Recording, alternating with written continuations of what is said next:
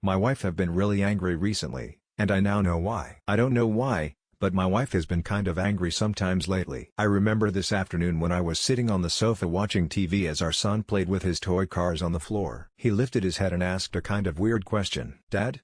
He said. "Yes?"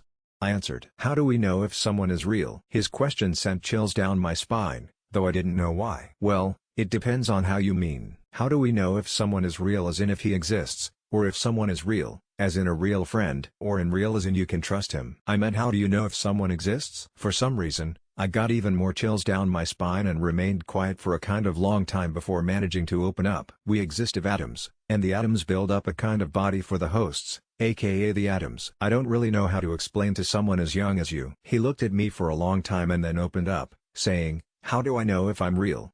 I looked at him with a confused look. "Well, you can feel things, see things, hear things, and do things, which means that something must exist. Take the example of that vase over there." I pointed towards a vase in the window. "If you would grab that vase and put it down on the floor, then the vase moved. Which means that something must exist that intentionally picks up the vase and puts it down somewhere else. Do you understand?"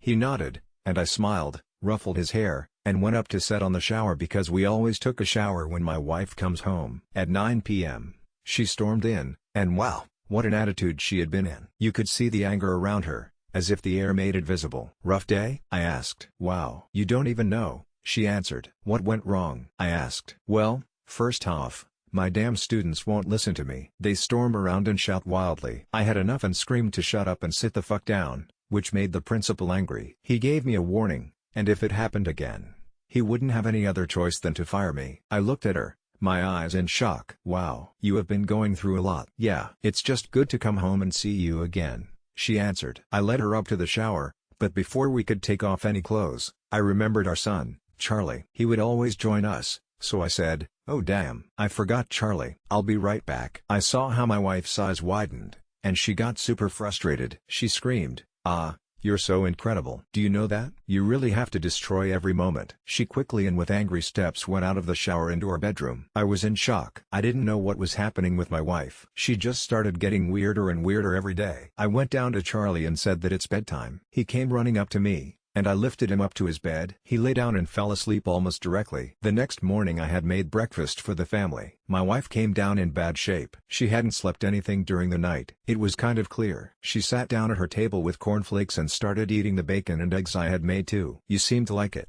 I said. "Yeah. You always make good food," she answered. "Charlie, breakfast." I shouted up to his bedroom. I saw how my wife's eyes started going down into an angry shape. She stormed out of the house and took the car and drove to her job. Again, got really confused, but I tried to ignore it. Charlie finally came down and started eating. "Wow, have you noticed that your mom has acted really strange lately?" I asked him. "What do you mean?"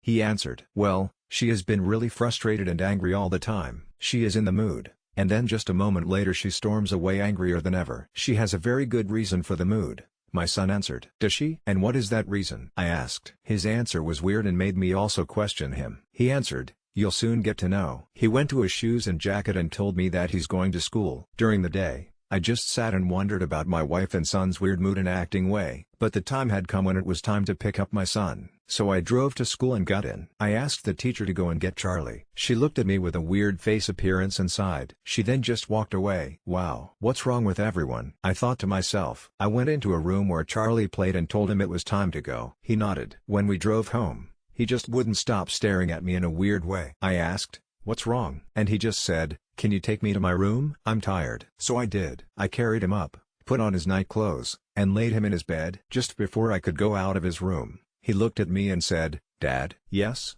I answered. "You have to let me go." "What? What do you mean?" I asked. "You have to let go of me. I can't do this." My wife came into the room, kissed my cheek, and whispered into my ear, "Please, Sam, I really miss him too. But you can't keep on imagining that he still is alive. It's getting out of control." I got confused. "Excuse me? What are you talking about? Our son is right there."